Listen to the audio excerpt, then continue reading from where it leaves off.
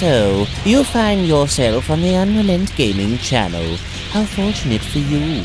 I, Lord Frieza, will spare your life as long as you subscribe and turn on notifications. Also, don't forget to become a member of UnrealEntGaming's Patreon for tons of exclusive content to early access media and much more. Do it now, or else.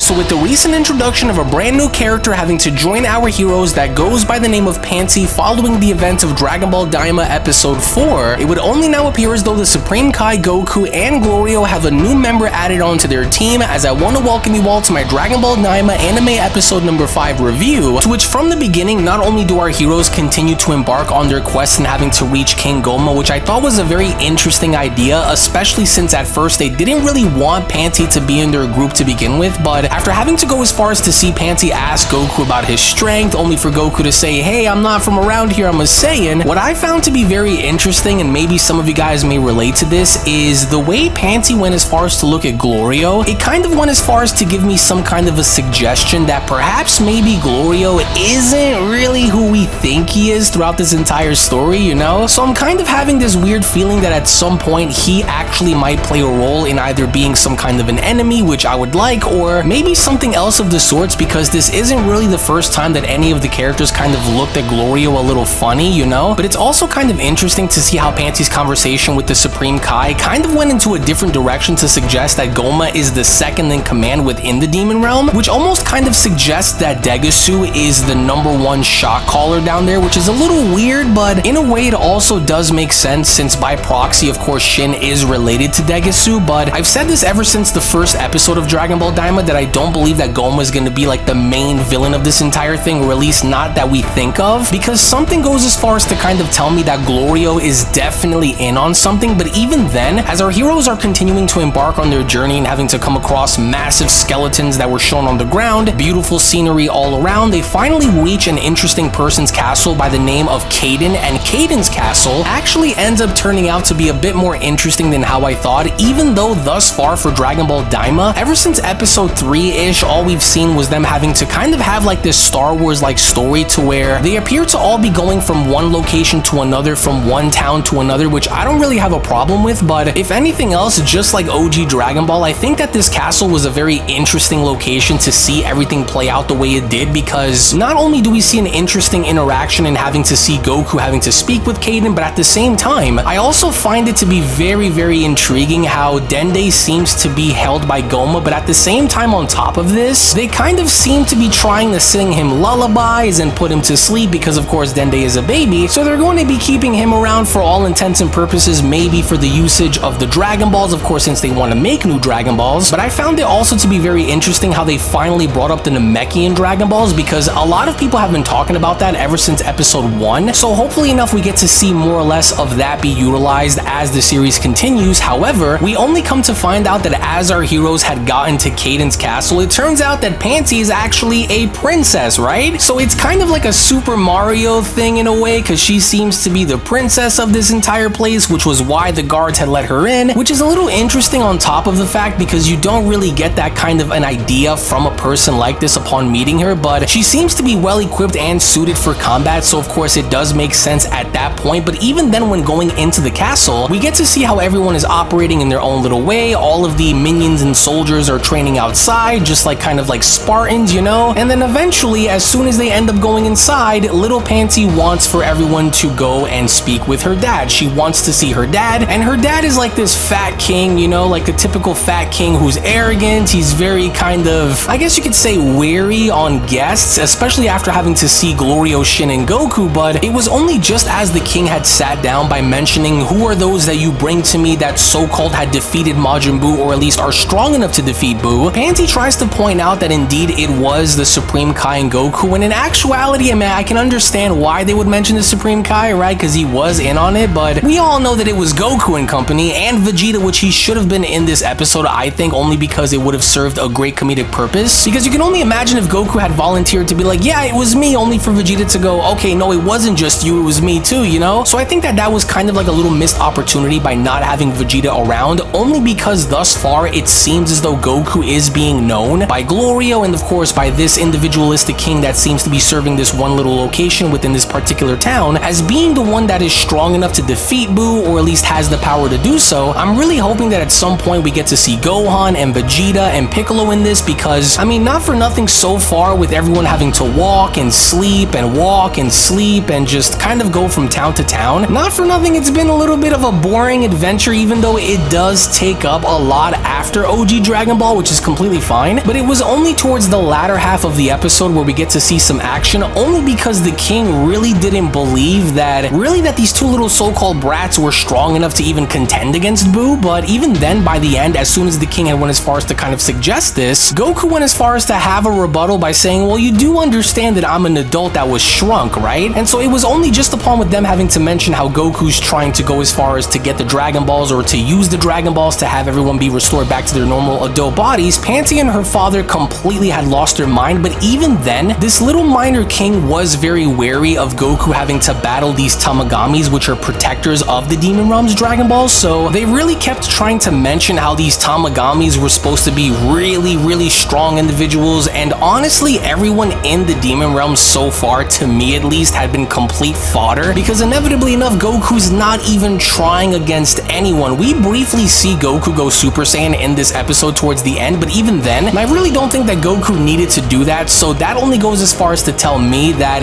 everybody in this realm, or at least so far that we've seen, is basically weak by comparison to Goku, assumingly Vegeta, Gohan of course, Piccolo and company. So really at the end of it, as soon as this king had Goku pretty much go up against all of his minions, Goku had only proven for my statement to be correct, because only in base form does he go about by fighting at least 20 other individuals. And I mean, of course, with Goku being Goku, he understands that he really doesn't have to go all out during this, and he doesn't. So he more or less considers this training. He goes about by pretty much whooping everyone's butt, and even then towards the end, it kind of sucked not seeing Super Saiyan Goku in his entirety as a kid, but of course we are going to be getting that relatively soon. But either way, even then, it just kind of sucked seeing how the fights were really rushed. Even though he does consider this to be training, he only goes Super Saiyan for a split second just to blow everybody away as they're trying to use their spears, as they're using weapons. As I will say though, the fight choreography was amazing, so that's definitely something that wasn't a takeaway for this episode. But it's like at this point, even with Goku handing Shin on over his power pole, he was whooping everybody without even trying. So that should go as far as to tell you a lot about Goku's strength. If Gohan was there, if Piccolo was there, if Gotenks was there, Vegeta, they would have done the same thing, I think. And so hopefully enough we get to see an escalation in terms of power by seeing more individuals kind of maybe outside of the Tamagamis pose more of a threat to Goku and company. And I kind of have this feeling that Glorio, like I mentioned before, might be that guy, because you can even go as far as to see it within the episode. At the moment Goku went Super Saiyan, Glorio kind of looked at him like, okay, I really gotta keep my eye out for this guy, even though Goku essentially went as far as to take down like literally everybody that was there that opposed him. And what's even worse was that he did it with a smile. So of course Glorio is observing all of this, and again, I think that there's something very fishy with him, and that's because you can simply see it on his face, you can see it upon his reactions. Maybe I'm looking a little bit too far into it, but I really don't think that I am. But what's funny about this, it was only a little after Goku had went as far as to fodderize everybody, where the king had went as far as to give them a ship, he gave them resources and food, and I guess it's all for the sole purpose of trying to stop Goma and company, which was something that he didn't really believe that Goku had the power to do until having to whoop all of his men. But the king did go as far as to fetch one of his other minions that goes by the name of Hybis, and he told him to go and fetch Goku's friends to bring them out from the outer world here. So that only goes as far as to tell me that they're finally going to go as far as to bring our other characters in this demon realm because I think they're desperately needed. So of course I think that with the inclusion of Piccolo and Vegeta coming to the demon realm, do I only think it's going to be very interesting. And even the fact that this little Hibis minion character had like this radar that was able to spot the lookout in a really cool way, because with the way he was able to see everything, with the way he was able to navigate through, it looks really good. But again, I really do hope that the overall pacing begins to pick up, because I understand that they're trying to build upon the world and even build upon the lore. So of course next week we are going to see a brief contest involving Glorio and Goku, which I think by the end of it might be a very interesting confrontation. So the episode itself I think was good. Again, the pacing is a little problematic only because I think that it's a little too slow, but I can understand to an extent as to what they're trying to do. Again, I think not the best episode per se, but the episode itself did go as far as to give us at least some information as to what is to be expected moving forward, so I think inevitably that is a good thing. But even now, by the end of all of this, I want to go ahead and get your thoughts and opinions down in the comment section below about how you guys felt about Dragon Ball Daima episode 5, because not for nothing, thus far a little bit of a slow start from the beginning of Dragon Ball Daima all the way up until now, but again, the visuals, the sound design, everything about Daima visually looks great. Sound wise it sounds great, but the overall narrative is dragging along, and I can see as to why a lot of people do have mixed opinions about Daima, because although we are waiting to see the Tamagami be involved, although we are waiting to see if Degusu is going to be more or less involved by having to fight against our heroes, and hell, even to go as far as to see Gohan be shown, because we haven't seen what he's been up to this entire time, on top of the fact of having the others join the fray. So I can understand a lot of frustrations behind why people don't like this, but at the same time, many other people do seem to enjoy this because it does remind them of OG Dragon Ball, and even to an extent, including myself, this goes as far as to remind a lot of people of like the very beginnings of what Dragon Ball GT was like. But even now, by the end of all of this, I want to go ahead and get your thoughts and opinions, and not only just about Dragon Ball Daima episode 5, but mainly about Daima as a whole now, since it has been 5 weeks after Dragon Ball Daima was essentially having to be introduced with its debut episode. So since then, have you guys been enjoying the story? Have you guys been frowning on the story? Let me know your thoughts down below, as again, I do want to thank you all so very much for watching. Thank you all so much for your time, to which once more, if you also just so happen to be new to this channel, then I do encourage for you all to head on over and smash that subscribe button, on top of giving this video a big fat thumbs up by smashing that like button down below. Tune back in for more. Thank you all so much for watching. Don't forget to enable all notifications, that way you guys can never miss a single video that's posted onto the channel. And with all that being said, I want to thank you all so much for tuning in, and I'll be seeing each and every single one of you down in the comment section below as we tend to debate, and in the next video. Take it easy guys, and have a great day.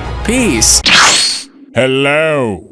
Did you know that you can stay up to date with the latest Dragon Ball content by simply subscribing to UnrealEntGaming? Also, don't forget to follow on these social media platforms, you sexy son of a bitch. Roshi, Silent Cell, me and the fans are having a moment. That's right. I know what you want. Extra long, thick Dragon Ball content. Quality reviews with flawless editing. Yeah, you'd like that, wouldn't you? You dirty bitch. Roshi, the fuck? God damn it, I need them to subscribe, Cell. And we're demonetized. Yeah, screw it. Let's cut to the video.